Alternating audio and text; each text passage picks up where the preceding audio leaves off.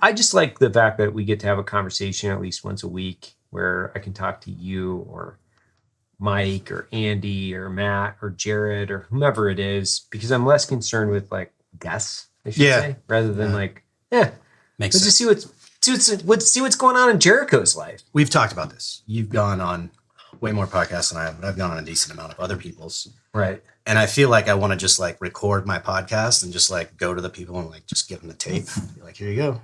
But when I've been a repeat offender on pod, it gets better. Like I just did Andy's again, and we talked about all kinds of cool new stuff rather than like kind of the checklist that I usually go to. So like Ranger Battalion, GWAT. The history of Jariko Denman is a long and colorful one, dating back to 1997. Yeah. What's your thing that you're doing now? You're doing like the thing I like about Jariko is he's always got some whiz bang thing that he's doing, you know? Irons in the fire. Yeah. You got a couple irons in the fire. What's the thing that you're doing now? What's going on? So just got back from Kalispell. Just went up there, hung out with Andy Stumpf a bit, with Jenna Bakken. Planning a few things for October. So in October, going to Grenada with my dad for the 40th anniversary of Operation Urgent Fury in Grenada, which a lot of people don't know what it is, where it is. It's they don't know Grenada? Yeah, like where it is, that it happened. You know? It's a huge deal down there. It's their Thanksgiving is the day that the United States invaded and basically liberated them from the commies. Really? Yeah. So they do a whole big, it's like kind of like the D-Day celebration in France, but it's their thing. So planning that, we're planning another event with the Round Canopy Parachute team, trying to get one of our subscribers down there to go through the Round Canopy course, taking some time off, going to Europe, gonna go jump in Denmark, 25K jump in Denmark on oxygen. O2. Yeah. Do you have to train up for that? No. I mean, you don't? There's like a ground school portion, but it's pretty, I haven't dug into that a whole lot yet. But no, the guy that's running that is, he ran all the parachuting stuff in Antarctica. His name's PH. That's what we called him. Probably PH? Paul Henry or something. Oh. French guy. Yeah. And he does, he has the world record for the highest ever skydive, like landing. He landed, it was like 6,100 meters is where he landed. Oh, interesting. Yeah. Okay. Yeah, so he's a big, like, jumping on oxygen, hey-ho guy. So he does like a hey-ho boogie in France. He jumps a lot of people into the Swiss Alps. And through our buddy Gerard is where the Denmark thing came about. Gerard Depardieu. Yeah, Gerard Depardieu. He was a big French actor. He had some mishaps with touching people. Yep. And now he's not a super famous actor. He now runs a t-shirt company. So I think, that carries me through to October. What are you most excited about though? Like, what's the thing that you're like when you roll out of bed in the morning and you're like, this is going to be epic? Is it Grenada? Is it Normandy next year? Is it like the steak you're going to cook on Friday? Like, what is the thing that's driving you? That's a complex question because I'm never really happy about anything. I'm just kind of a miserable fuck. You're a curmudgeon. You know, most of these things I do are just to kind of like make my mom and dad be like, that's really cool. I'm glad you got to do that. Yeah, Normandy next year, which we're in the beginning stages of planning for, that is really getting me excited. I'm like super stoked that we'll have like a whole chalk of our people on that. Because doing it for the 79th was awesome. But at the end of the day, it was, you know, me and Logan, which was awesome. But it was, you know, it'll be really, really fucking special to have you and like all these other people from our ecosphere who had jumped and like planning that out so that we all get to feel that together. I mean, it was super special on its own, but I can't imagine like, and it's the 80th and like, you know, all 20 people in that chalk are going to be people that we like know and love.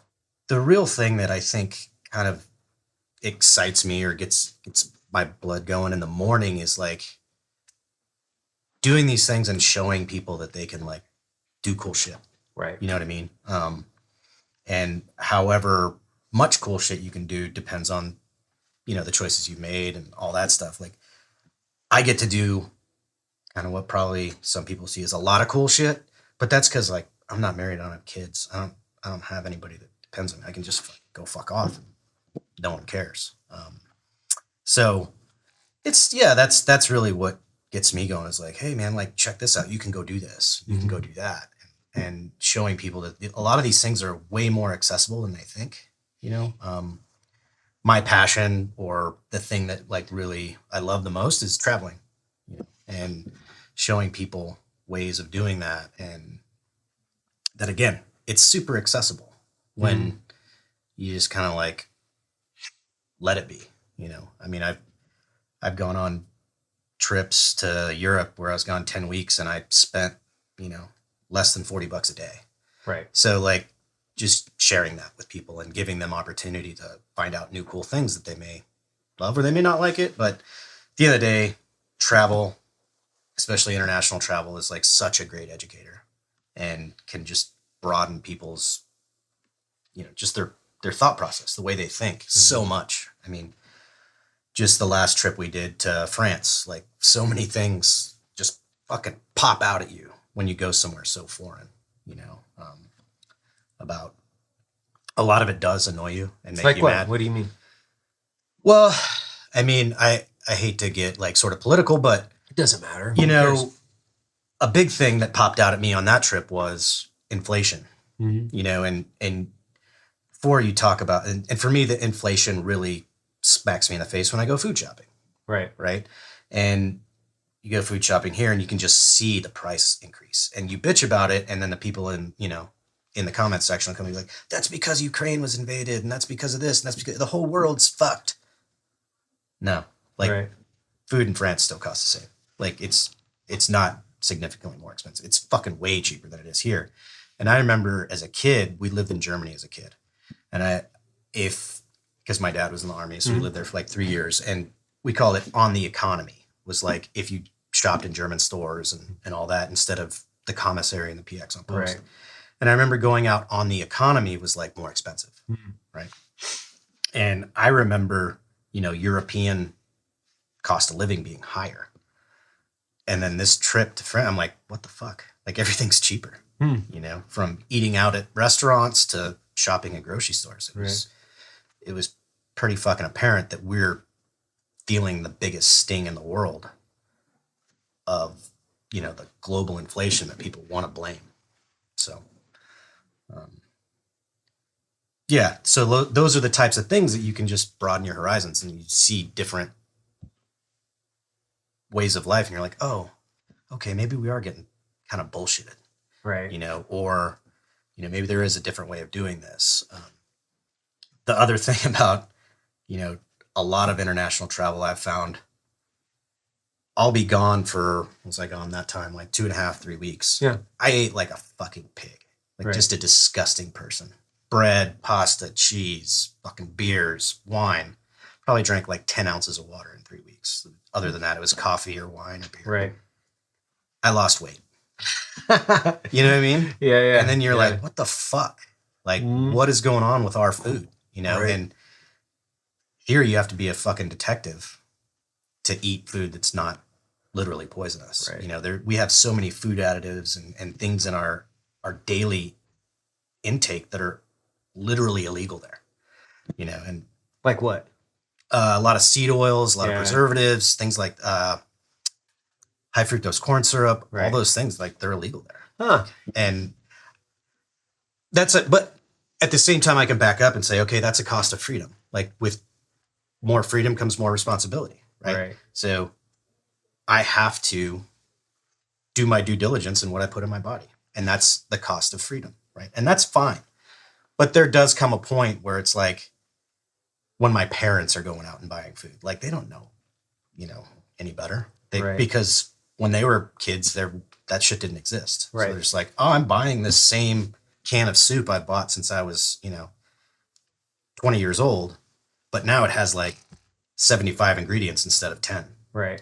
So What's your, speaking of which, it's not a total departure, but what's your like go-to, I don't fucking care, I have to have it regardless of what's in it? What's that guilty pleasure food that you're like, I gotta fucking have it, I don't care? Panda Express. Seriously? Yeah. Like what? What do you? The orange chicken. The orange chicken and the fried rice at Panda Express. That is like, and you can't just go get Chinese food. No. That is an itch that only the Panda can scratch. Yeah. Yeah. So Panda Express. Yeah. Sometimes I just fucking have to have that. Yeah. That they have like that shrimp, whatever that fucking the firecracker shrimp, whatever that is. That's like crack, dude. I had it. We had a Panda the other day. We ordered it and we had it delivered for everybody at the office. Yeah. And I went down there, and I typically don't eat. Like dinner's the only meal that I eat right now. Yeah. But I went down there and I fucking plowed like literally 1,000 pounds of Panda Express, and I didn't eat like for like 48 hours after that. Like that's like, I gotta purge this. Yeah, I gotta get this through my body. And I felt like such shit. Dude. Oh yeah. The last time I like had the craving, I was like, I'm gonna give into it. I like had a memory unlock of the morning after, and I felt like I drank a case of beer. Yeah. Like the morning after, it was fucking horrible. But yeah, Panda Express. Sometimes I just go in there and get the orange chicken and the fried rice. I see the weird thing with some of this stuff is like my wife's all over this seed oil stuff. So there's no snacks in our house, and we have 2 little kids, so there's like no fucking snacks. So I'm always going to the store and like buying random shit and throwing it in the cupboards. And she's like, dude, you got to read the back. I'm like, dude, I'm not reading the back packages. Like if it says sweet potato fries on it, I'm eating it. Like it's not a big deal. That's what it is. It's what it is. I'm not going to. So I brought home something the other day, and she was like so mad at me. She's like, look at the seed oil in this. Yeah. I'm like, I've been eating whatever this is for 46 years. And if I'm going to stop right now, I don't know if it's going to make a huge genetic impact on whether or not I die. If I stop eating this, I might die. That's the whole point. And I honestly think my body, because I have some white trash genetics, like I come from stock, which is more like indentured servitude or like labor stock. Yeah. So I actually run on like light beer and fried chicken really well. Yeah. Like it just kind of the machine.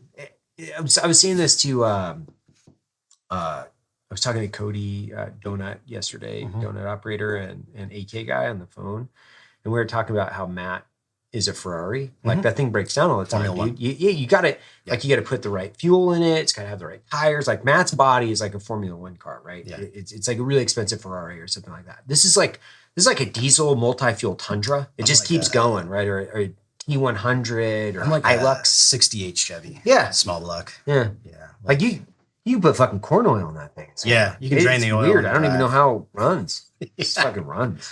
I did when I was in the Army still, I did an unofficial experiment where I just like ate like shit, and I felt the exact same as I did when I was eating super healthy. So yeah, I wonder what that genealogy looks like, to where like, oh, you're really fragile. Like, is that royalty? Or, and then there's like you said, the indentured servants, or is that, I think so. Does it go back even further? I think it's the Princess and the Pea scenario. You can throw me in the barn with the pigs and I'll sleep on the hay. Yeah. It doesn't matter, right? It's fine. Yeah. It's, I multi-generations of like working in a mine and like, coal mines and salt mines and like just being like whipped and flogged and just shit on. Yeah. It's fine. Yeah.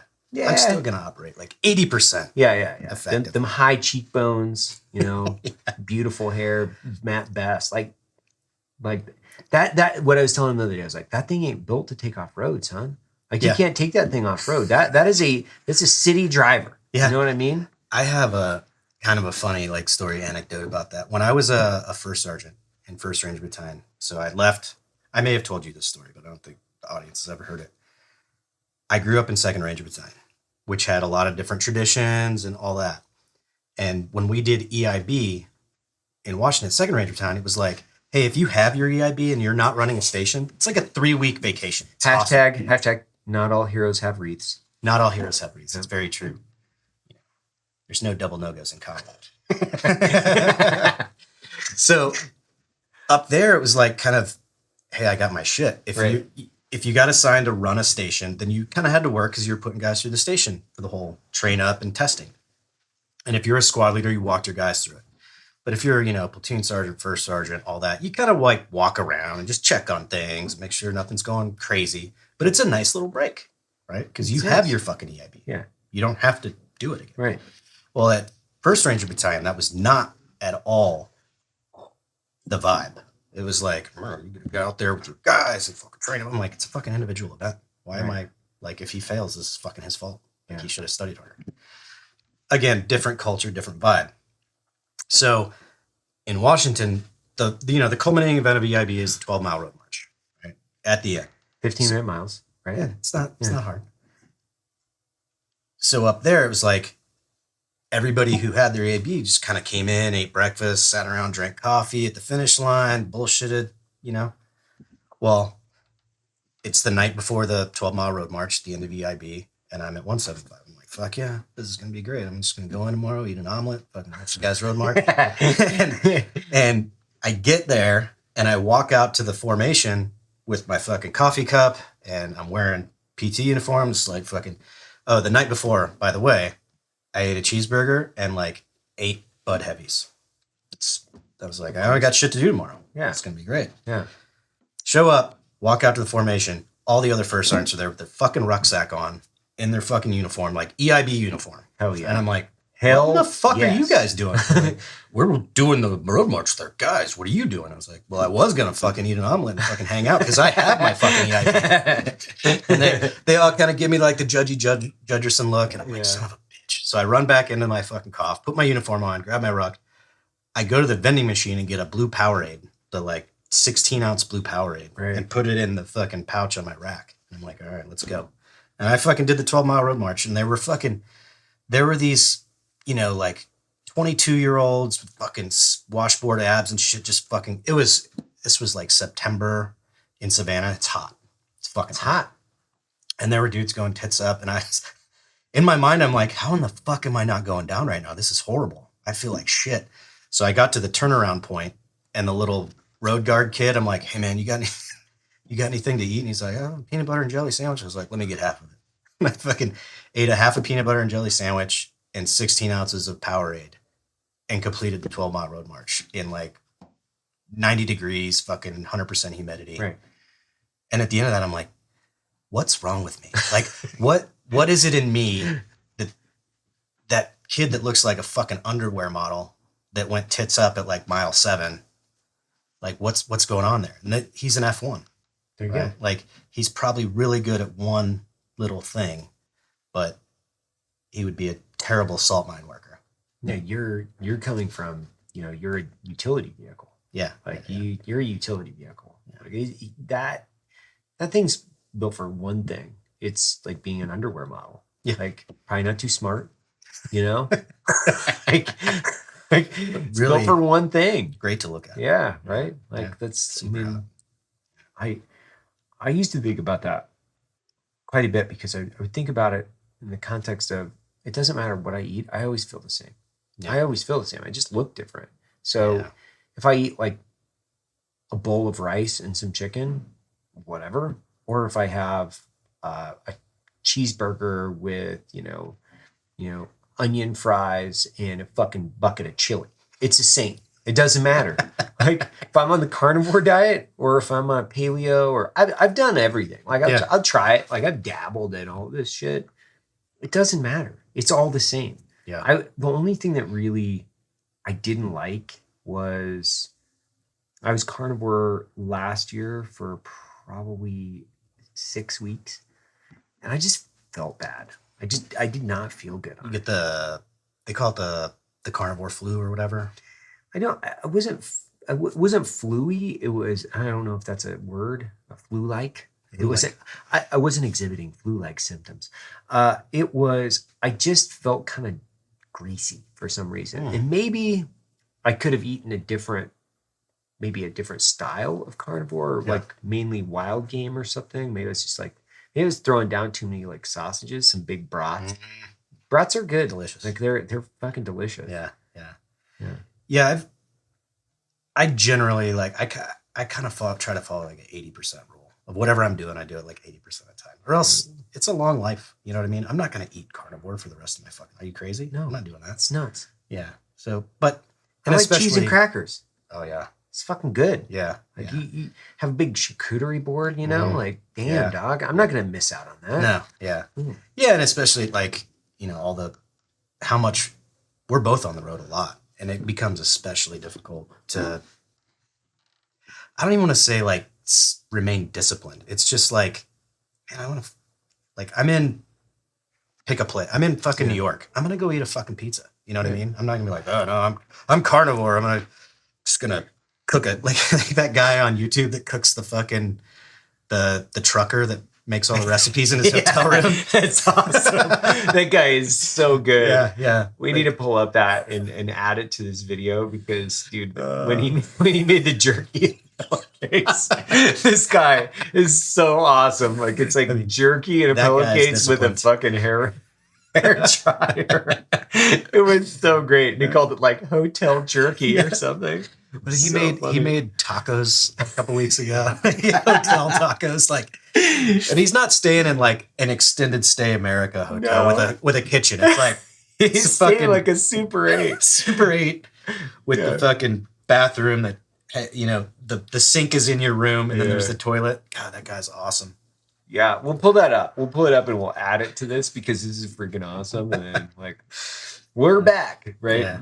So there's a few people that I've loved following on social media, which is like Shithead Steve is, I think it's one of the single best Instagram pages. I'm sure everybody that we know follows them, but it's funny as I go through like my mind as I'm looking at different things in social media, and then I'm looking at things that I want to repost. I'm always a little bit sensitive to if I repost this, people will have a true look into my mind. Where they're gonna go, oh, the meme that I was looking at, I was like laughing so hard. It was like, it's the God up in the clouds picture. It's like the guy, and then God gave us free will, and then that's the opening line, and then the second one is, and then people choose to live in Ohio. The Ohio memes are the best. Fuck, dude. I just could not stop laughing for some reason, and I was like, my wife was like, "What is wrong with you?" It's like, Speaking of the shitty food, I saw there was a meme with. It was the Oppenheimer, like the but he was in a Taco Bell uniform. The guy's just making the mother of all like fucking ass bomb fucking burritos, that to me is what the internet. It's just a constant state of it's a constant state of like tragedy and absolute hilarity, right? It's like the highs and lows of everything humanity and in between, which is obvious because it's a direct representation of us. But I love it so much for the humor. Yeah. And for me, that's my number one thing. I love seeing like the fucking dumbest shit that I can find. It's like my favorite thing. So those of you that are listening, what I want you to do is one, follow me and Jariko if you don't on Instagram, and then send me the dumbest shit you could possibly find, because that's what I love. Like, and if you're involved in like the text chains between people that we're in, it's always the fucking craziest, dumbest shit you can find. And 90% of the ideas that we come up with don't get executed because we're like, oh man, that's too far. That's just too far. That's way too spicy. Wow. Yeah. Which is truly unfortunate when you think about it. It's like, I want to live in that world where you get to be as funny as you want to be. And, this isn't a political diatribe around censorship, but it's fucking tragic that people can't have a sense of humor. And truly, when we look at it, it's like comedy and comedians they're the last stronghold for free speech in America. And it's constantly under attack. Thank God there's some of these platforms that haven't gone completely fucking dumb. Like I guess it's like what I've started calling it is woke tarded. Yeah. Like it's woke tarded. It's Yeah. not. It's not. Woke is too of a simple and maybe heady comment for people that diagnose. What it is so stupid and illogical that it doesn't make any sense. And it's funny, like thinking about that word. Like, I think I actually have no idea what it means, by the way. I just know what it exemplifies. I think 5 years ago, it had like kind of a positive connotation. It was like you read and stuff, Really? right? I mean, that's kind of my vibe on it. It was like 5, yeah, call it like 6, 7 years ago. Right. Like when I was still in the mill, I remember because I lived in New York, I taught ROTC, so I like was away from, I lived in New York fucking city, where Right. super progressive, woke. Yeah. And woke had a very different it didn't have a political connotation. It was like, oh, you watch the news on a bunch of different platforms. You have a well curated opinion. Interesting. Was kind of like the way I took it. And now it's like, God, I can't even fucking describe what it would mean to be that. Like, I believe that if you want to be a dinosaur, you can be. Like, I'm Right. woke. Like, you're right. It's woke tarded. It's like become this thing where like it's fucking offensive. If you were to call me that, I'd be like, fuck you. Like, Exactly. I'm not that at all. But again, yeah, like, I mean, the term progressive 10 years ago, that just meant like, oh, I can share viewpoints with someone who I don't agree with. Right. And now it's like, no, I've progressed to the point where I could be an elephant if I want. I think what I was thinking about, and I talk about it, I guess, a lot, is like this is like a gender studies course thought exercise that people have taken to a national philosophical level that should have just stayed in like a maybe a sophomore level conversation from in a college, and now it's transformed into this national, international, in some cases, a philosophy where if you don't agree with it, you're going to be called, racist or sexist or whatever it is. And it's really interesting to me because it doesn't follow even when I say Western train of logic, which would be more of like a traditional philosophical background from like, Greek and Roman philosophy, but even from Eastern philosophy, it doesn't follow that either.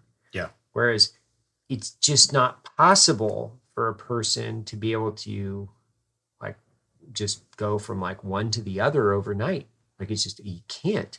Like if you're born with whatever you're born with, like it's kind of like that's what you get. Now, don't get me wrong, I don't care. Like I don't care. Like I don't care what anybody past the age of, a certain age, I don't give a fuck what you identify as. It doesn't bother me at all. Don't care. Where it starts to be a problem for me is when you're taking this like pseudo academic philosophy thought exercise and then you're instituting it and then you're teaching it or you have the ability to teach it to my children. That's when it becomes a problem for me. Yeah. Whereas like, I don't really want to have a conversation every day, every week around genitalia. I think it's actually fairly stupid. Like it's a really low IQ conversation point for people that continue to have this national conversation around each other's genitalia. It's fucking weird. Yeah. It's this weird fixation that some portion of our fucking country has where hey, here's an idea. Maybe we should talk about physics. That's pretty cool. Yeah. And it's not making us progressively fucking dumber. Yeah. I mean, there are so many different offshoots of what the air quotes issue is. But one of the big ones that comes up in the media a lot is sports. Yeah. I have a fix for that. There's vagina and there's penis. Yeah. It's not the men's pole vault in the Olympics anymore. It's the penis pole vault. And hey, if you're committed enough to where you want to win a gold medal, but you have a penis and you turn it into a, that's fucking commitment. That is a commitment. That's serious commitment. If you're ready to go down that road to get a gold medal in pole vault or ice hockey, whatever it is, I'm not going to do that. So I'm not going to say you don't deserve that gold medal. You know what I mean? I'm first and foremost, I'm not going to do any pole vaulting. So there's like, I've never pole vaulted. It just was the first thing that came to mind in the It is- Olympics. that's an interesting thing, which is it's one of the first things that comes to mind in the Olympics when I think about the Olympics too. Yeah. I wonder why that is. Because you don't see it anywhere else. Like, did they have that Yeah. at your high school? No. Yeah, God, me no. neither. No, we had like one sport, I think. Oh, yeah, That's- maybe like two. We that's had like one- football and baseball. Yeah. That was it. We didn't even have soccer. I mean, you have kids, so maybe you've thought about this before, because I've thought about this in terms of the Olympic Games, where I'll watch and I'll be like, what in the fuck is this sport even? Yeah. How did they get into this? And I'm like, if I have kids, I'm going to get them into the most weird niche sport ever so that they can go be an Olympian. I think about that about every sport, though. I think about that about every sport where basketball, for instance, or football, or any of them. Think about the billions of dollars that it generates from an economic perspective, and then how big it is and how many fans there are. It's a ball that you're throwing into a basket or like running across a line. Mhm. It has zero relevance on your individual life and whether or not you're happy or sad.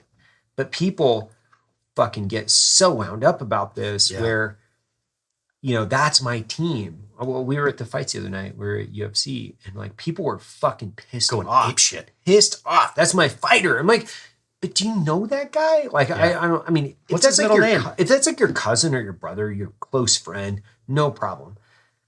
But you don't know any of these people. Yeah. And I was Derek Lewis was hilarious. Like, he was awesome. Like, it was awesome, right? It was like, Balls are that guy's awesome. This guy's awesome. He's like, I mean, it was incredible just to watch the whole thing go down. But man, people get so fired up. And don't get me wrong, like I got super fired up watching like the actual fights Mhm. and watching people get hit in the face or kicked or choked out, which is, by the way, super fun. However, I don't have an emotional attachment to the individual on the other side going like, man, this is my fighter. This is my Yeah. guy. I don't know any of them personally. Yeah, I do enjoy sports, but I've never because I grew up, my dad made us play I had to play a sport a season. Had to be in something. Yeah. But he wasn't a sports fan. Right. You know what I mean? He just understood the value of participating in a team sport. But as a kid, you're playing whatever, you get into it. So I like it, but I've never been a person that is like, fuck, we lost my team, fuck, whatever. But I do get into the Olympics and I get into the World Cup because it's us. America. It's America. It's like a patriotism thing. I like to, I'll get crazy about fucking badminton. If like the USA women's badminton team is playing against, the Netherlands women's badminton team, I'm like, fuck the Netherlands, and Same. I'll get into it. Yeah. But that's kind of like that's my whole problem with it is if you go to a baseball game here, right? We go to the Bees, we're in Salt Lake. None of those guys are from Salt Lake. They're from, so it's like, most of them are from the Dominican Republic. all of them are from everywhere. So this isn't your team. And to be fair, if somebody offered them more money, they would go to the next team. Yeah. It's not as if they're going, I'm playing specifically for Salt Lake and the representation of the national, from a national perspective, I'm representing your city. They're like, no, I'm going to the highest bidder. Yeah. So from a certain perspective, it's transactional. It's like, this is just a transactional relationship between your athletes and your city. They don't fucking care about the city. If somebody was going to pay them $1 million, $2 million, or $10 million more, they would be on to like St. Louis or, someplace in Ohio. Yeah. Like Cleveland. Yeah. Yeah. And for a minute, I actually forgot Ohio had cities and what they were. Fucking Ohio. Yeah. Yeah, that's fuck. What's that guy? Is it Messi? He's one of the highest paid athletes in world history as a soccer player. He played for one of the big teams in Europe, and he just moved to Miami. It's just big, but like if you follow professional soccer at all, like playing in the Premier League in Europe or in the I don't remember what all of them are called, but to come here and play for like Major League Soccer in the States. That's like a serious like downgrade as far as like level of competition, Right. from what I understand. But he didn't give a fuck. He's like, oh, you're paying me more money. I'm gonna go over there. Cool. Yeah, I'll play for Miami. Where's that?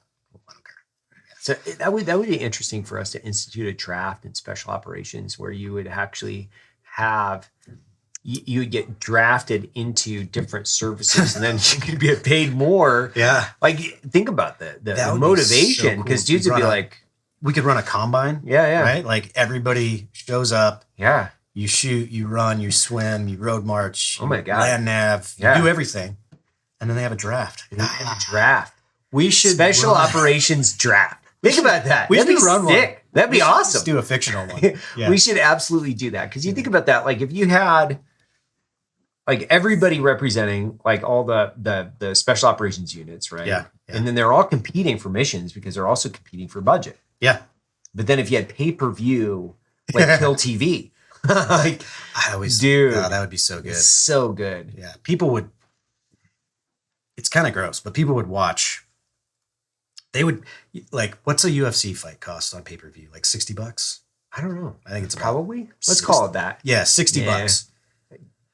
What would the average American will pay to watch a raid? Kill TV. Oh my gosh. Yeah. Like, dude, I would cancel my subscriptions to everything else just so I could watch those. yeah. And I would not get sick of it. And then after you watch for a while, you'd be like, oh, this is a Ranger platoon on target. Yeah, they usually kill a few guys. Let's fucking watch that. And then some betting. So you'd have like Vegas betting where this Ranger platoon's going to clean house. And you're like, oh, these fucking SEAL Team 6 guys, it's gonna fucking, it's fucking What are they dry doing? hole again. They're doing an offset infill. I'm gonna have to watch them walk for fucking 2 hours. Man. Nah, I'm not doing Lame. that. Yeah. Oh, let's see if these guys are going to fast rope in. This is going to be fucking crazy, man. Oh, man. They're going to get shot up on target. And you could eventually monetize it from the military and be like, hey, if enough people buy it tonight, we'll land on the X instead of going offset. And then you know we're gonna fucking get it on. Hey, oh, you want to see the door gunners fucking blazing their miniguns? Oh, yeah. Fucking sign on up. Hey, it's like let's see the crowd. You know, the crowd's like going wild. Let's get it up to so many decimals. We'll open up the minigun on target.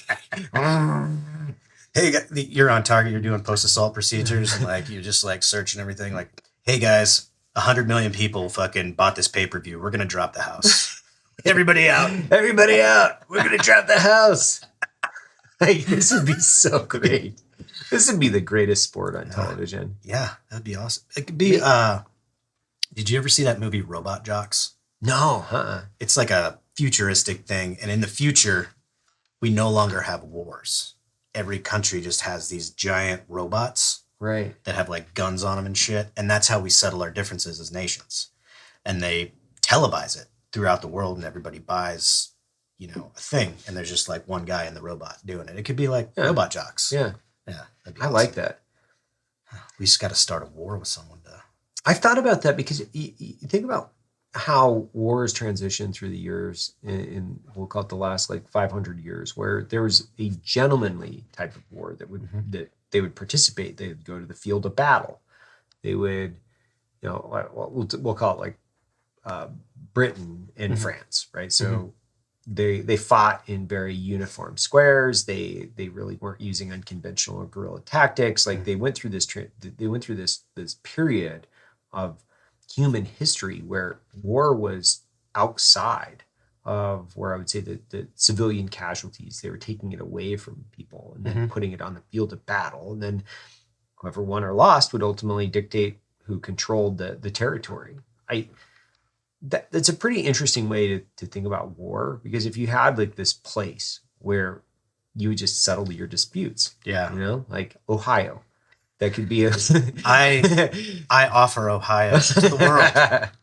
Like, hey, Russia and Ukraine, send 100 of your best guys to Ohio, right? And they can fight it out, like in wherever the Cleveland sports teams play. Or if your presidents were like, you actually have to fight each other, but you could make it multidiscipline too. Yeah. You could say, okay, you have like, you're going to do chess, you're going to do, MMA, you're going to do this, you're going to do like all these, you're going to have a debate. You're like, you could have a whole like week long thing where you would have to have a president that would like have their shit together, because if you're going to go against Putin in a chess match, who's the last American president that you would like if you were gonna if this was the new way of the world? Who's the last American president you would put up? The last American president. Oh man, that would be hard, because if you think about like intellectual capacity, athleticism, I mean, man, that is tough, because when you think I know mine. Like Barack Obama was not athletic. Like he was not. He was just like a kind of a gangly nerd, right? Yeah. And probably a good chess player, though. Probably a good chess player, yeah. Right? Like I'm sure he's like well studied, and he would ultimately have I would say a fairly good debate presence, but like as far as like punching people and stuff, like choking them out, no. So if you think about like W, there's no way W was like, yeah, that's what I'm saying. Like W wasn't tough, nor was he, I would say, intelligent. So he was just kind of like the village idiot, you know, like that, like the village apple shiner. Like, you know, like he could throw the fuck out of a baseball. This guy's not gonna fucking fuck up these apples. Like, let's give him the apple shiner. Like, got an old cloth, got a pile of apples. Like, let's do muddy that. Apples. You know, he could throw a baseball though. Yeah, that's fair. Yeah, like, so he's probably athletic. He played baseball. He did go to Harvard. His father, I would say, was way more intelligent and tough, and played college. And played college. Yale. So if you went back, I think it was probably going to be HW, because HW played. He was a World War II pilot. Played baseball.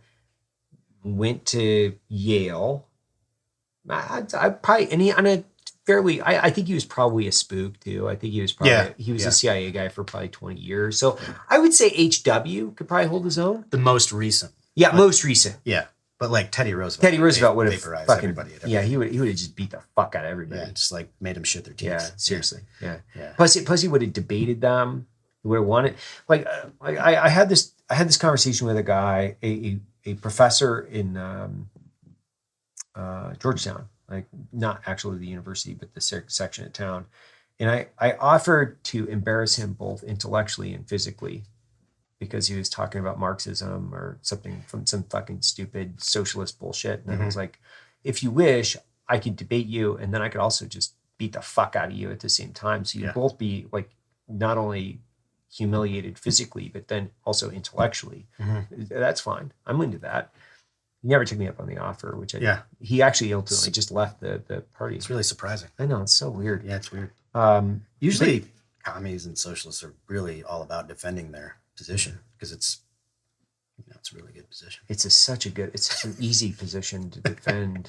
It's never failed. That's the first thing about communism and socialism. It's never failed. Yeah. You know? I think that's the thing with the inspiration between overthrowing the bourgeoisie. I think there is something when you look at as we look at kind of the future of history and politics, and you look at people and why they're irritated and frustrated, and why political ideologies and philosophies develop or evolve. There is an underlying current that never fails, which is when you have an isolated amount of wealth and power to a very select piece of the population. Ultimately, people get frustrated, pissed off, and something happens, right? And you can see it within the political institution of America right now, because you have a very isolated and old political system, which now, was it like Mitch McConnell of the day? He just like stroked out right on national television. Went like the AI in his fucking head. Vapor locked. I don't quite understand from obviously, I follow a little bit of politics, but why do we keep voting these fucking elderly people into office? It makes no sense to me whatsoever. These people are ancient. You wouldn't hire them for any job in America ever. Like, what, are you gonna fucking hire them to be the next CEO? Like, you'd be like, dude, that guy's like aged out. They're like 100 years old. If that guy walked in to be a barista here, you'd be like, nah. come on, old buddy. Yeah. Yes, you can't do that. you'll forget everything. Yeah, like half of these guys are out on like silver alerts. They're literally The thing about that whole deal, I don't know when this will go up. This might not be current, but like, how in the fuck are people not talking about that right now? Oh, I don't know. Like I made a meme, which I thought was funny, but it just got like stomped. Like it just got stomped, and it's interesting because that's part of the entire frustration in America is you have these like intellectually incompetent and what I would say is ethically dishonest or compromised people that are in office. It's time for a younger crop of people to get into office that can make change, that actually have enough drive to impact the political system. If you're hiring for any job, that's what you're going to look for. Yeah. Like you're going to look for a guy to do your taxes and be like, oh, that guy's 90 years old. He can't find his way to the fucking bathroom. Definitely do my taxes, please. Right. Like, or, I mean, how old is like Feinstein and Pelosi and all these people? They're fucking ancient. Mm-hmm. They're ancient. I mean, not to mention, I mean, the president, for Christ's sake, like that guy is so fucking old. Like they're easily exploited because they're like, they don't even understand how to work their phones. No. They're like, I don't know, just newfangled BlackBerry. It's like, motherfucker, like a BlackBerry is like 20 years ago. I love the shit out of my parents. But like, they shouldn't be responsible for shit. You know what I mean? Like, oh God, I hope they don't listen to this. No, like, I mean, I don't mean that in a really like in a denigrating way, but like they're fucking retired. That's the whole point of it. Yeah. My parents are retired. They did their bit for the country. They served in the military. They own small businesses. They raised two Americans that are now contributing to society in their own ways. Now they're retired. That's kind of the way of the world. And that we have people that are fucking older than my parents that are out there making the most important decisions in the fucking world is insane. It is insane. But they should be making the most important decision. What I would say is like most of these people should be making is the choosing between chocolate and vanilla pudding.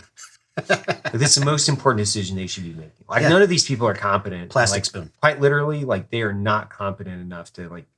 They shouldn't even be driving. I would be scared if they were on the road. Yeah, like, they shouldn't be driving. No.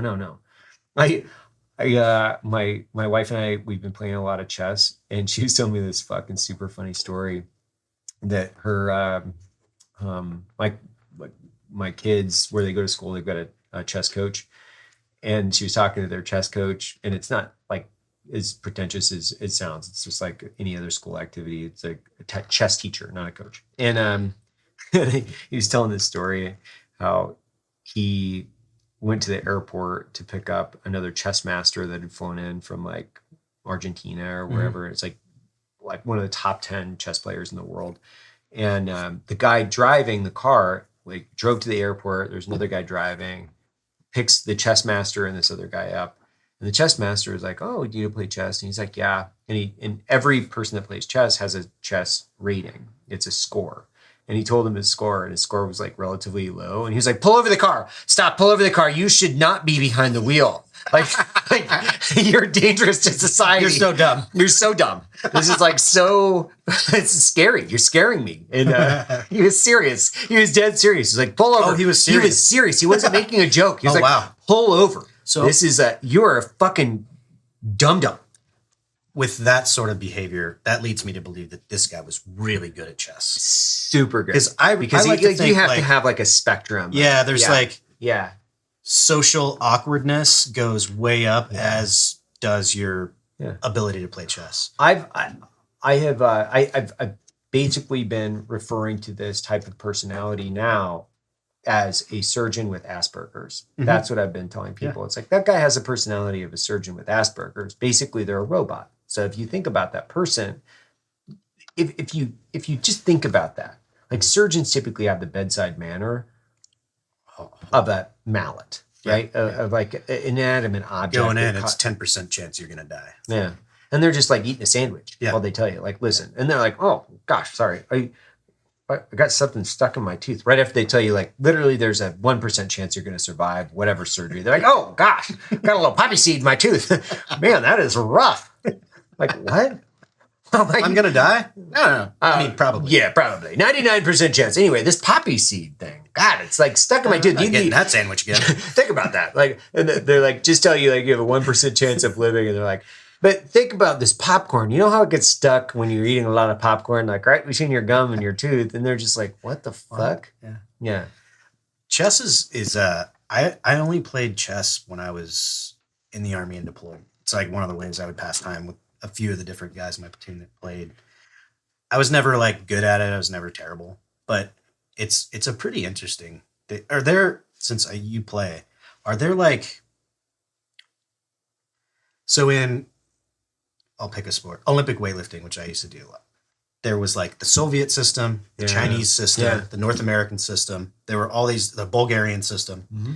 There were all these different kind of, not ideologies, but like systems, like the way you would train, the way you would taper to compete, the way that you would warm up to compete. All these things were very different depending on where the system originated from, or the coach, where the coach had been brought up. Yeah. Is it the same way with chess, or is it kind of a standard? Yeah, I think it is. I mean, I don't know. I mean, my wife plays a lot. Mm-hmm. My kids play. My wife is actually, she's the one that plays all the time. So she's in like, I don't know, 2 or 3 different chess clubs, and she's like playing all the time. I just play her because it's kind of using me like a chess prostitute. You know what I mean? Like it's very transactional. Yeah. It's like very unemotional for her. Like so I'm like her chess dummy. It's like a fight dummy or something, you know? Sparring partner. Yeah, sparring partner. Yeah. Right. So I put in, I give it my best, you know, I'm like 50-50. Yeah. I don't really like, I get into it in the context of like, it's super fun for me. I have a lot of, I like to think about it. I think it probably helps as far as like brain development and mental acuity. I don't necessarily know what that means.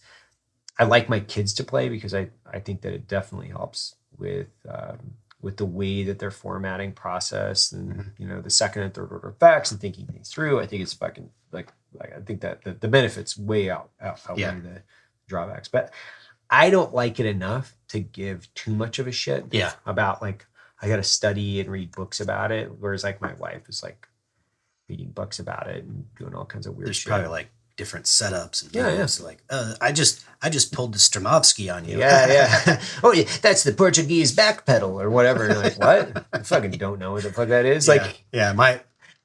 My span of knowing that is, like I said, I played a little bit on deployments, and then I watched Queen's Gambit, that Netflix show. Oh man, that was really good. Really good. That was super good. Yeah. Yeah. I had a lot of fun with that. It was a really fucking good series. The thing I've been getting into recently, and this isn't interesting at all, but do you remember Workaholics, that series? Like, so fucking good. Back on it. I like to give things like a good 20-year break or whatever, however long that's been. And now I went back. It's just as good. Yeah. It's fucking funny. That show is fucking, it's ridiculous. It's a TV show made of memes. Yes. Yeah. Like, and we didn't even know we were doing that back then. No. Yeah. The thing I got back on, it's not quite as old, but I got back on Barry. Did you watch Barry? Yeah. Barry's really good. Great show. Yeah. It's a really good, it's one of those pieces of like entertainment that has a veteran as the main character, and you don't even really know it. They kind of touch on it. It's like the Q storyline, you know? Yeah. But if you know, you know, you know, and I like to find those, I like to find things that are like that they never even tell you. I like go into a movie and be like, okay, what's this character's like backstory?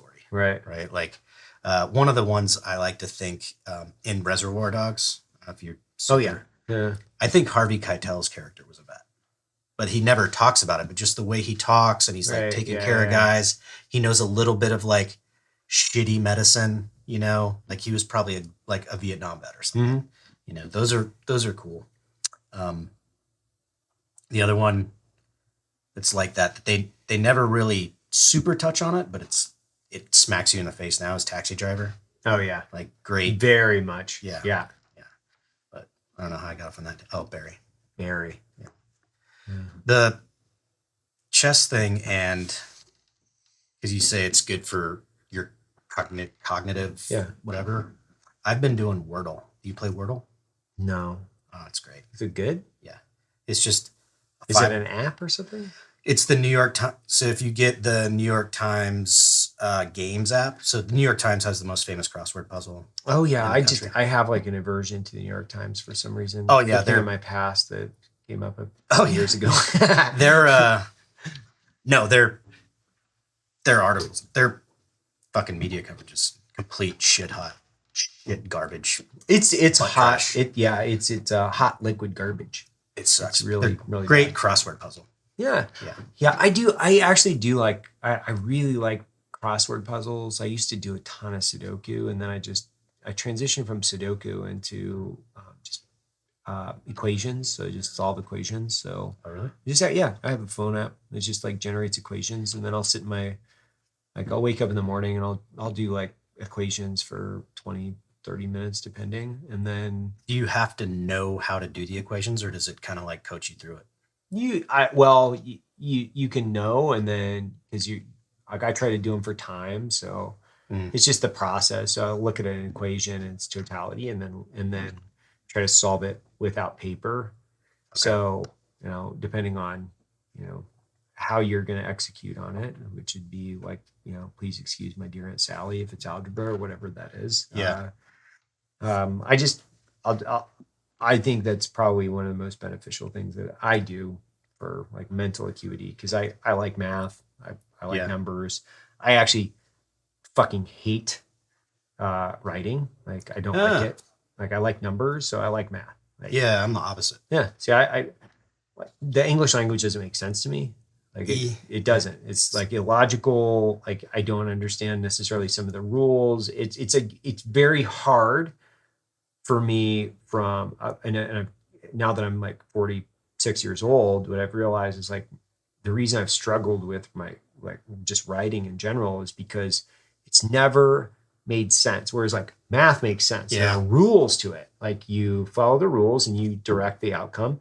And 100% of the time it is the fucking that you follow the rules and you get the right outcome. Whereas like you can follow the rules supposedly, but you got to know all the rules. You got to know all the rules in the English language, and a lot of them don't make any fucking sense.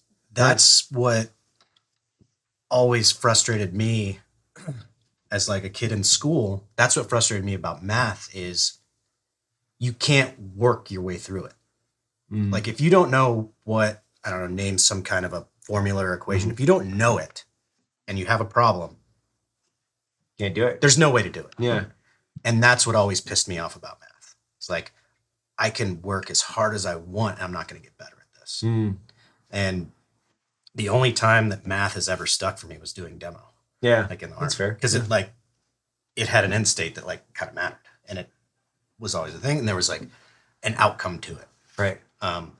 Whereas with words and like, especially like talking about the crossword puzzle, sometimes I'll be so frustrated with one of the words and I'm like, and then I get it. I'm like, I see what they were getting at there. You had to kind of like find some weird way of going at it, but you could work at it without knowing what the equation was. Yeah.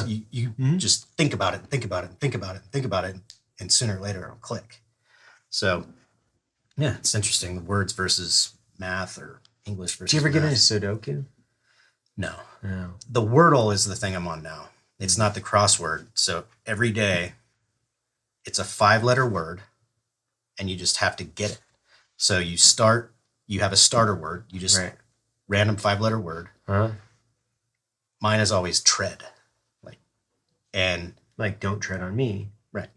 So if the word, so let's say tread. So let's say the word has a T in it, but I put it in the wrong place. The letter will come up as yellow.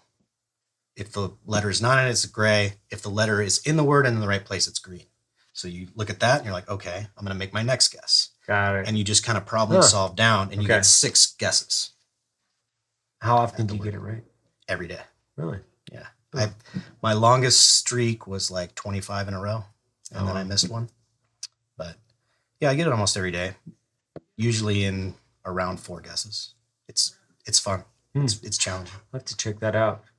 What else you got going on? What do you do? What else are you doing? Like you have your jumping.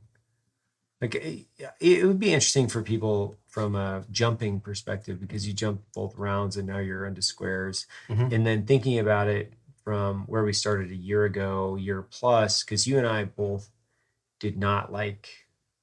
Well, to be fair, none of us liked going through that course. Mm-mm. No, we had really good individual instructors and a very bad group instructor, Mhm. which made us completely and utterly terrified to jump out of a plane when it came down to it. We were so fucking scared, like because all he would talk about were fucking malfunctions. Like that's all we talked Sabotage. about. Sabotage. Like when we were going through this course, this dude, we were back there. We were like back going through some parachute, just like this is the way the parachute is. This is the way it was designed. He's like all over the place, like. Hey, this is a parachute, guys. Like, check this out. When you jump out of the plane, be careful not to do it. I thought we were talking about the parachute. Not the plane. What are you doing? Well, I mean, it typically works like this unless somebody comes in and sabotages it. And you're like, what? I have to, what? I don't even know if I want to get into this sport now. If people are fucking sabotaging these other fucking parachutes. It happens all the time. Yeah. What? And my instructor, she was awesome. She turned to him and she was like, dude, that was one time, like in 1983. What the fuck are you talking about? But all of us were thinking, like, holy shit, sabotage is a real thing. Like, we can't leave our parachutes laying around. Like, people are Keep going an to eye on that thing. fucking Post cut a it. guard. Like, post a guard. Yeah, You guys are going to die. Yeah, because we're getting ready. One of the things in October, we're going to go down and jump. A group of us in Clint Trial is going to come down. And I was talking to him. He's like, man, I don't blame you guys for being terrified. He's like, I'd been jumping for like fucking 15 years and I was fucking scared to jump after I listened to some of those classes. So we were just like freaking the fuck out. Like everybody in that class, we were like, holy shit, dude. And yeah, it's because it was also all over the place. Like, all over the place. All over the place. It was like, that's all I got for today. And everybody starts to like meander and like oh shit, I forgot this one thing. Like one more thing. And here's something that's absolutely going to save your life. And you got to know it. Well, never mind. We don't need to talk about that. You're like, what the fuck? What? No. What was that? Tell me what it was. No, not important. I guess they don't teach that anymore. What? That was great. Yeah. Don't worry. You guys will be fine. Unless you don't. And then you're going to die. But hey, you might not you're die. all You going to just die. break your back. Yeah. You're eating through a straw. You're going to be driving a wheelchair around with your tongue. It's not a big deal. Whatever. Fuck it, guys. Like, you got it. Like, we were fucking terrified, man. That was, I was talking to Andy and his son. He's like, you guys had a 50% attrition rate in your AFF, which is designed to not have an attrition rate. Designed not to have an attrition rate, which was like, well, once again, we go back to the Formula One car, Matt Best. Yeah. Well, that thing, that could have got real hurt. Oh, man. We'll have to pull that video up and also add that to the podcast because Matt coming in on his approach and he didn't flare, hit his behind. And I'm surprised he didn't break something else. Yeah. But as long as I've known Matt, about every other year, he has a broken bone of some type or torn ACL or torn bicep or something along those. Yeah. Yeah. Jumping for, he said we've been a year and change. Yeah, a year and 6 months. Yeah. So for, Logan and I have been hitting it pretty hard. So I have to really, like right now, with where we're at is like the most dangerous time. Right. Because we're starting to like know a little bit. Like a teenager with a driver's license. Yeah. So I'm very, very like cognizant. I'm still gotta be ridiculous about everything. Not ridiculous, but like checking my shit the same way I did when I was fucking terrified. Even though I'm getting a little more comfortable now. So like not letting that level of comfort influence how switched on I am when I do this stuff. I have so much fun doing it. and I want to do it. But the other thing with Salt Lake is like grinding up to altitude on this with the plane that they have out here. It's like it takes 30 minutes or some shit to get to altitude. So I think now, I think what I'm just kind of committed to is like we just got to do like a jump trip every quarter where we dedicate 2 or 3 days. We go to San Diego. Uh, and by the way, like when you kind of run the numbers on something like that, it's actually more cost effective, and I think you keep more current because you're getting more jumps back to back to back, and you just feel better. I don't feel like after I've had like a few months off, I don't like that. I don't like that feeling. I don't like. I went out and jumped a couple months ago with you guys, and I was like, I got one jump in because it took 3 fucking hours to get like one jump in. Yeah, it's hard here. The other thing about I don't really like jumping here either is the drop zone here is like 5,800 feet above sea level. Yeah. So it's like I don't remember the math, but it's like me downsizing 2 canopy sizes every time I jump here. So yeah, San Diego, Kapowsin, DeLand, those places are great because they're at sea level. Yeah. You know? Well, that'll be interesting as we start to transition into not transition. If we start to like work through the rest of the year, we're going to be doing a round canopy. What did they call that? Parachuting team. Yeah, there we go. So we're going to send a subscriber down there. We're going to team up with the 501 that's down there. Who's that? The round canopy parachute team. There you go. They're 501. Yeah. And so we're going to be putting this out to a subscriber, and when we do that, we're going to put it out. We're going to literally say who wants to come with us to Normandy. I'm going to put it out from multiple different channels.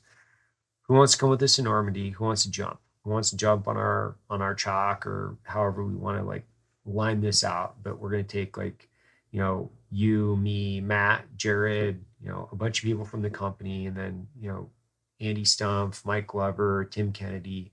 I talked to Tulsi. She wants to come. So it's like a bunch of pretty, excluding of course myself, but pretty fucking cool people.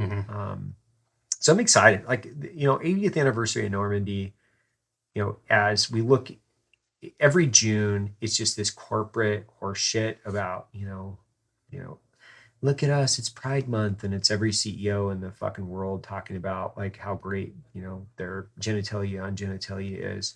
Whereas like, we don't fucking care about that. We care about like what's going on in the veteran community. D-Day is a huge, huge piece of what I would say is international and specifically American history. It's very meaningful. June 6th is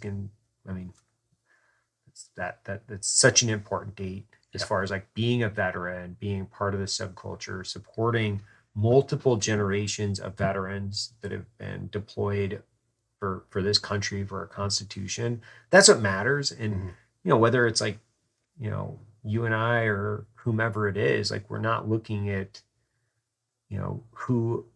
who you're attracted to. We're looking at how much people love this country. And that's fucking cool. For me, that's cool. Like, that's like next June that's what we do.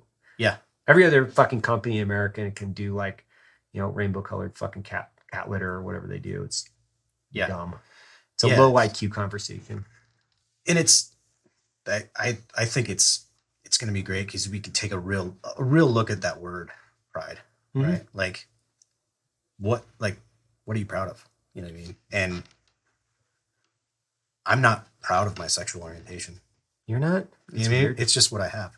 I don't look down on anyone else for theirs, but it's like being proud of my shoe size. It's just what I was born with. You know what I mean? And then it really like hits home when you're there of the impact that America's had on the world. Right. Because it's wild. There are people, they're so thankful for what our country, not just our country, but the Allies did for the fucking world. And it's a great reminder. You're like, fuck, man. Yeah. Like all that sacrifice, the greatest generation, all those things, like they actually really had a huge impact. And when you go to that region in France and you're like, oh, fuck, man. Like as an American, you can forget. Yeah. Well, and they don't. They don't. And I think one of the things Stephen Ambrose wrote that the book D-Day, and I was reading it before, and I kept reading it after. But I highlighted this in it, which was the the Brit the British military had such a disdain for combat after World War One, and they had essentially combat fatigue, and they'd also been infected by pacifism, and the Americans hadn't. So they had an entire, what I would say is more of a pacifist and then essentially a socialist more mentality to war, which was made them a bit more, what I would say is complacent in what they were dealing with in Europe, which led to what was happening, and then also led to such why we were involved to the extent that we were. And we trained for 2 years in the logistics support, but we also did spearhead the actual combat. So I think that it's interesting from the perspective of the American warfighter. Like it did lead that entire push to push the Nazis out and essentially eliminate them. And the Soviets also couldn't have done it. Like there's also a common misconception that they could have done it. That's absolutely incorrect. They couldn't have done it. Stalin was pressuring the United States to open up that second front because he needed it in order to essentially come in from the other side. The other thing that I thought was interesting is there's this misconception that the Nazi military was more advanced. Now if we look at even the individual campaigns or the individual combat action that took place between the Americans and the Nazis, we were outnumbered multiple times, and they had the internal logistic support to support the offensive against the United States military. So being outnumbered with poor logistics, we still fucking handed them their ass. Yeah. So they had a better technology. They had more logistic. They had a tighter logistic support, and we still like dumpster fuck them in every corner of the road. So it's just kind of interesting where people have this misconception as to they were really an advanced military that, without the Allies' support and without the Soviets' intervention, like we don't know if America would have won. Not, we would have still fucked them up. Yeah. Because of the way that their structure, their military structure and their chain of command ultimately was. Yeah. And even if you look at Rommel, he was having he got his ass handed to him, like he got basically chased out of Africa and pulled back into Germany, and he lost again, and yeah, I think most of the stuff I've read about World War II and just the American fighting man or whatever, and it's one of the funny quotes from, I don't know, it was a Soviet general or somebody was like, you can't train to fight against American doctrine because they don't follow it themselves. Yeah. Like, I think the way that all came about is like the way we think as Americans is we're free. We have to solve our problems. Like going back to, you don't know what's in your food, but like freedom provides you the burden of figuring shit out. Right. And if you're a company commander or a battalion commander in World War II and you're just like getting your ass handed to you and you don't have you just have to solve the problem. And it was, even when I was in, it was the way we trained. There was never okay, when this happens, you do this. And we always, at least in the Ranger Battalion, it was never, we don't train you to know what to do. We train you to know how to think. You know what I mean? Like how to solve problems rather than a checklist mentality of like, okay, they flanked us this way, I'm going to do this. It's like, this is what's going on, figure it out. And I don't think still to this day, I don't think that there's a military in the world that operates that way. Even the different units I've trained with, we didn't really fight alongside, but trained with, it's a lot different. It's a very top down way of fighting, no matter what army you're thinking about. Yeah. And that's, I think, what's going to win the day. And that's why we're safe in the world. What you still have to have a fighting spirit, right? That's the other piece to this, which is a conscript, a lower educated conscript army doesn't have an emotional buy-in that, an all volunteer force does, but you still have to have a fighting spirit. So if you have a generation of pacifists that don't necessarily believe in what I would say is sovereignty and ultimately tactical hegemony, then you just have a military of people that are essentially government employees, which that's a danger. Like, we should be very concerned with recruiting right now as to who they're recruiting and why, because they're accepting just this like complacent, misaligned group of people that ultimately are just going to become, I think, they're not going to be combat effective. I just don't think so. I could be wrong, but I don't think so. Yeah, the danger of that is yes men, right? Like, when you get to a point as a soldier or whatever fighting somewhere, and if your quality of life isn't going to be that drastically different if you win or lose, then what's the point? What's it? Yeah. Like, oh, I'm beholden to this, like, I'm going to get shit on either way. Why should I risk my ass to get shit on by this group of people instead of this group? I'm a slave over here. I'm going to be a slave over there. Yeah. It doesn't really matter. If I change jerseys, the food might be better over there. Who cares? Yeah, and that's why, talk about the Soviets. That's why the Soviets, like most of their assaults, they had guys in the rear that would shoot you if you retreated. And it was the same in Germany. So even during the D-Day invasion, they had senior Nazi party or officers that were inside the foxholes with basically pistols that were that had direct orders to kill the privates, essentially the lower ranks and conscripts, that if they didn't fight to defend Germany, they would execute them. Yeah. So we didn't have that. Nobody was standing on the ships like saying, "Okay, motherfuckers, like get on the landing craft, or we're gonna mow you down." Like, that's such an un-American thing. Like, it's not even something that you could intellectualize because it wouldn't happen. It's so different. Yeah, and I don't. Trying to think of like a time in our history where that anything like that's taken place. And I think the Confederacy had the Home Guard during the Civil War, and they had to deal with that. They would, go out and round up deserters and stuff like that. But I don't think the Union side had that. I don't think so. I don't know.